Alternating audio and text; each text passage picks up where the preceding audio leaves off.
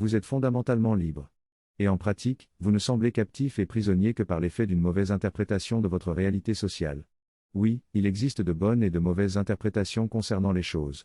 Tous les points de vue ne se valent pas, certains pourront correspondre à la réalité et donc à la vérité, d'autres seront des erreurs et des déformations qui ne cadrent pas avec la réalité et donc la vérité. Vous n'êtes ni captif, ni prisonnier. Parce que votre situation et votre condition au sein de votre système social ne sont pas des positions que quelque autorité vous imposerait. N'en déplaise à ce que vous dicte souvent votre souffrance intérieure. Le seul véritable problème, du point de vue cosmique, c'est le niveau particulièrement indigent de votre système psychique. Du substrat fonctionnel de vos capacités psychiques. Mais personne ne vous a fait déchoir d'une hauteur originelle grandiose, pour vous faire chuter jusqu'à cet état d'indigence.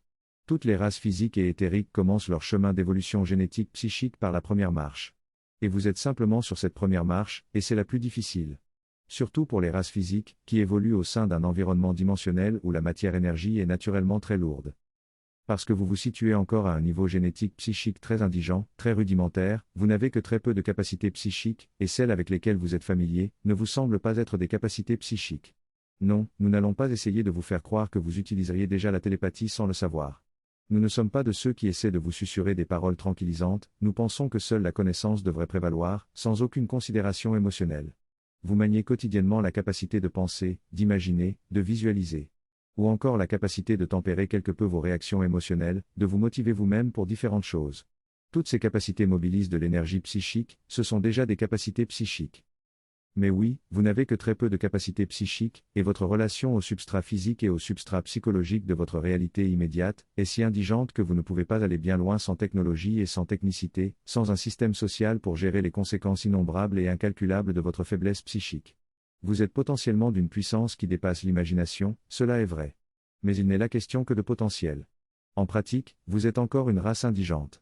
Qui retournerait à la vie animale en l'espace de 3 générations si le substrat du système social venait à être détruit pour quelque raison. Nous ne parlons pas de la disparition du système social, nous parlons de la disparition du substrat du système social, la destruction de ce substrat qui vous renverrait rapidement à la vie animale en 3 générations. Si cela venait à se produire. Le prix à payer pour bénéficier de la force du système social, c'est de consentir à acquérir des compétences et à les mettre au service de la société. Et c'est consentir à obéir aux lois, certes toujours imparfaites, qui régissent les fonctionnements du système social. Mais ce que vous obtenez en retour, vaut infiniment plus que tout ce que vous devez consentir au préalable, une vie terrestre au sein de laquelle vous avez la possibilité de disposer de conditions de vie matérielle et sociale suffisamment consistantes, pour vous libérer de l'espace psychique. Nous vous disons ce qu'il en est du point de vue cosmique, mais nous savons que du point de vue infraplanétaire. Qui est votre point de vue habituel? Ce qu'il vous semble, c'est que vous êtes dominé et exploité de quelque manière par les puissants du système social, les hyper riches et les dirigeants politiques au premier chef. Certes, il y a beaucoup de choses à améliorer et beaucoup d'autres choses à changer dans le système social.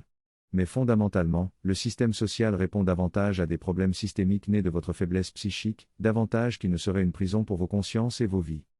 Nous vous le redisons, vous êtes fondamentalement libre, et cette réalité fondamentale est plus importante que les interprétations infraplanétaires et infraspirituelles que vous pouvez vous forger à l'égard de votre système social. Vous disposez réellement d'un espace psychique qu'il vous appartient d'investir. Investir par quoi? Par un travail intérieur sérieux pour développer vos capacités psychiques. Oui, tous vos supposés sages et tous vos supposés éveillés qui ont essayé et qui essaient encore de vous dissuader de vous intéresser en priorité au développement de votre système psychique, sont dans l'erreur. Et ils ne sont grands que du seul point de vue des interprétations infraplanétaires et infraspirituelles. Du point de vue cosmique, seul compte la mesure de puissance des capacités énergétiques de votre esprit. Qu'il y ait des puissants au sein de votre système social, cela est normal. Et ces puissants sont puissants de diverses manières, par rapport au pouvoir financier, par rapport au pouvoir économique, par rapport au pouvoir politique.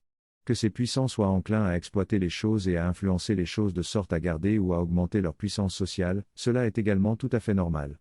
C'est la réaction que la possession d'un grand pouvoir social a, sur le système psychologique de n'importe quel individu n'ayant pas encore atteint la maturité psychique. Les groupes de pouvoir au sein de votre système social ne sont pas un problème, ils sont une donnée normale.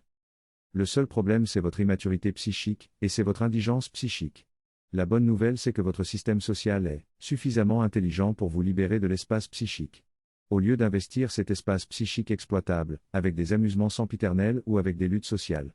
Vous devriez prendre votre condition au sérieux et investir une partie consistante de cet espace psychique, avec du travail intérieur.